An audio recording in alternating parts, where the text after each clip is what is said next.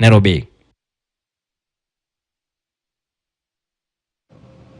Now, a tribunal that has been investigating suspended High Court Judge Said Chitembwe has recommended his removal from office.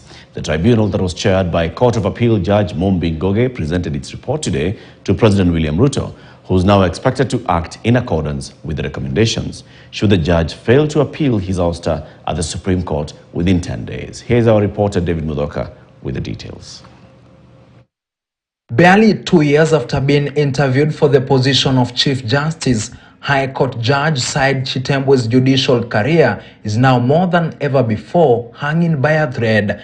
This is after a tribunal that was formed in April last year by former President Uhuru Kenyatta to investigate the judge over allegations of gross misconduct and impropriety recommended that he be removed from the bench in a report it presented to President William Ruto Tuesday afternoon. The Judge Ngugi Mumbi-led tribunal in its report said, and I quote, "Having considered all the evidence rendered and after applying the same to the requisite laws, the allegations of the breach of the code of conduct prescribed for the judges of superior courts and gross misconduct or misbehavior respectively were established to the required standard of proof."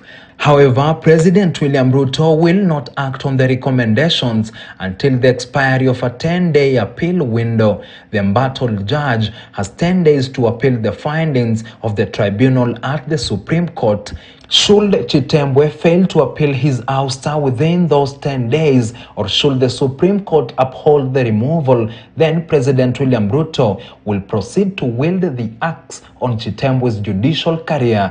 Trouble began brewing for the judge in April last year after several petitioners, among them former Nairobi Governor Mike Sonko, filed petitions with the Judicial Service Commission against Chitembwe. In the petitions that were accentuated by leaked videos, Chitembwe was accused of discussing merits of a matter pending before him with third parties, as well as rendering judgments based on influences such as bribes. In July the previous year, Chitembwe had been arrested alongside his High Court colleague Agri Muchelule, but released without charges. During the arrest, Chitembwe had with him 770,000 shillings in US currency. After considering the petitions, JSC asked former President Uhuru to form a tribunal to probe the judge. All the while, Chitembwe has maintained his innocence, saying that some of the petitions, such as Mike Sonko's, were a witch hunt after he threw away a case filed before him by Sonko, challenging the swearing-in of Sonko's successor, Anne Kanano. This has been a setup to ensure that the judge is painted black and dark and muddy. Chitembwe's hopes to save his career now entirely lie in an appeal at the Supreme Court, which could hand him a second chance or land the final nail on his judicial coffin. I have nothing personal. I am not insisting on being the judiciary. I joined the judiciary in 2012. I was working elsewhere before then. I was in a happy private practice.